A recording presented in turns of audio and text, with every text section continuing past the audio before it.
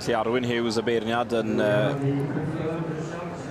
taro golwg ar y llinell, ar ei linell derfynol. Dyw'r dewis ddim i wneud eto, ond ar y brig ar hyn o bryd mae eiddo Allen a Jan Pierce o St Clair's, Rheincyllen Princess.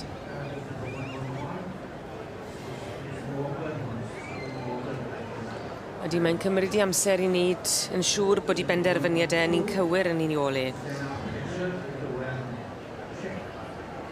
Wrth gwrs hefyd yn rhoi chwarae teg i bob ymgeisydd. Mae pob ymgeisydd wedi rhoi gwaith mewn i ddod yma heddi. Felly rhoi chwarae teg i bob un yn unigol. A pan y ti'n meddwl am y peth, gwaith blynydde mewn gwirionedd, mae'n gwaith a mae'n waith oes, allan ni ddychmygu i gynhyrchu ac i fagu. Mae rhai o'r teuluoedd yma wedi bod yn magu ers blynydde maith. Mae'n rhan anatod o fywydau rhai o'r pobl yma. O bosib ddim yn rhan ariannol, dwi'n yn fusnes iddyn nhw, ond yn bleser mawr i llawer o'r pobl yma. Trefalion Rosanna, yn eiddo Mr Smith. Ie, Nelson Smith a'r crwt ifanc Dean Smith yn dangos. Fi'n illodd hon yn y ffair eia yn y bole sawl blwyddyn yn ôl. Faint o'r rhain sydd yn dangos mewn sioeau llai, neu oeddi pobl, os na ffin i gael o or-ddangos ac or-fynd i sioeau lle bod chi'n blino neu bod na berig o rhywbeth yn digwydd falle i'r Caseg? Dwi'n meddwl mae'n bwysig bod yr ceffylau mynd i sioeau eraill er mwyn ymarfer, oherwydd mae dod i'r sioe frenhinol fel sioe cyntaf.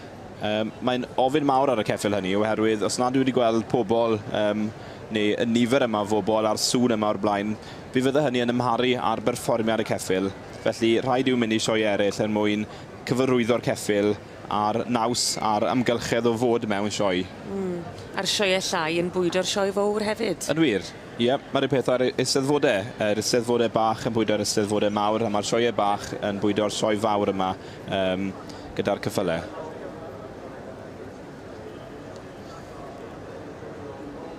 Ni'n adnabod y cerddediad na erbyn hyn. Oedd hwnna'n mynd trwy'n feddwl i nawr. Cerddediad unigryw iawn. Odi. Tha hamddenol yn dweud? Hamddenol iawn.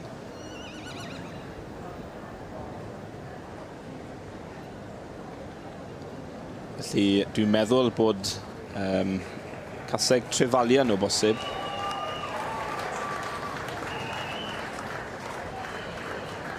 Felly, odi wedi symud i'n lan? Ydy wir. Mae'r Caseg, dwi'n meddwl mae trefalion sydd berchen y Caseg yma. Gan i weld gwyneb y gwr ifanc. Os mae Dean Smith ydy hwn. Brydfa trefalion. Trefalion wedi ennill yma yn y gorffennol wrth gwrs. O dan Doreen Jones, brydfa synod. Trefalion Rachel's Miracle, sawl blwyddyn ôl. Wrth gwrs, mae llawer o gyffylau o'r frydwyr yma wedi gwneud yn reit dda. Trefalion Giorgio yn un arall, a trefalion Harry yn enw cyfarwydd iawn. Ddim wedi mynd ar brif pencampwriaeth. Mae'r enw trefalion yn un reit cyfarwydd iawn ar sioe yma. Mae'n siŵr bod yr eiliadau yma pan maen nhw yn y linell a maen nhw'n gallu timlo bod Arwyn ar fin tynnu i het i ffwrdd. Mae'n siŵr bod yr eiliadau yma yn rhai, be wedwn ni? Mae'r het... Anodd. Yn wir, reit anodd. Ond mi welson ni'r gaseg yna'n dod i fyny o bosib 6 neu'r 5 safle. Felly rhyw ffordd ni'n gilydd, nath I ddim I dylu sylw y tro cynta, ond yn amlwg yn ei sioe unigol, mi nath I rhywbeth arbennig I dynnu sylw arwyn. Ond y gaseg yma, eiddo teulu Pierce, Glyn Coch, St Clair's, ond wedi magu gan deulu Prater, Rhain Cillen, a hi sy'n mynd ar Rhosyn Coch.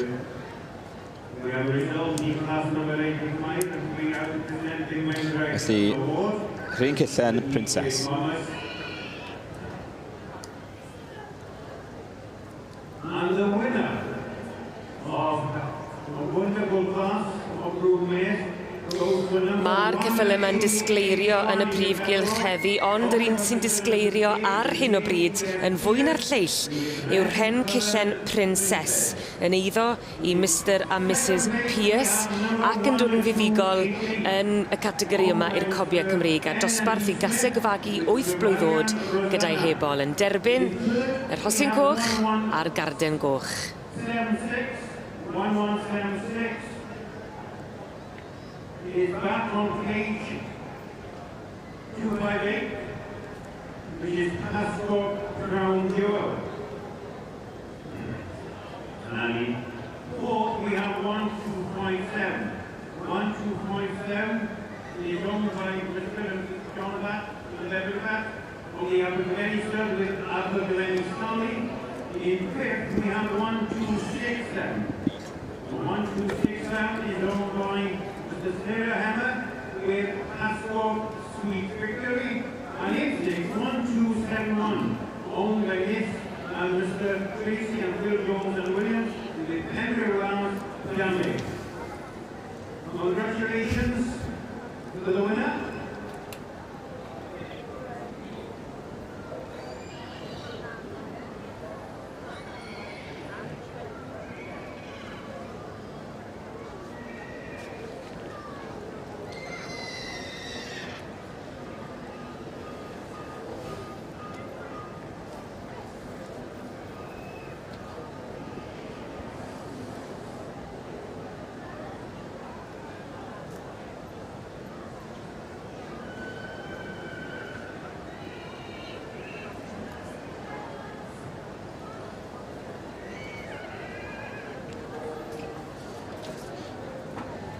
Dwi'n meddwl bod rhaid dweud bod y patrwm wedi bod yn gyson iawn gyda Arwyn.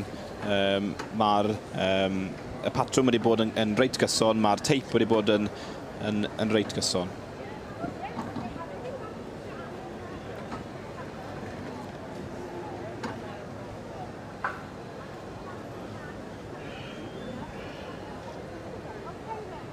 Pawb yn cael ei llongyfar.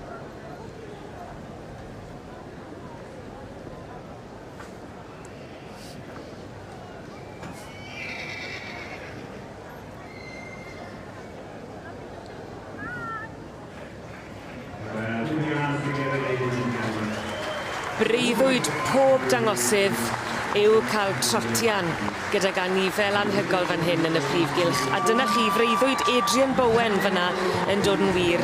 A llon gyfarchiadau gwresog i'r Rhen Cillen Princess yn eiddo I Mr a Mrs Pierce ar ddod yn fuddigol yn y dosbarth i'r gaseg fagu 8 blwydd oed gyda'i hebol yn adran y cobiau Cymreig.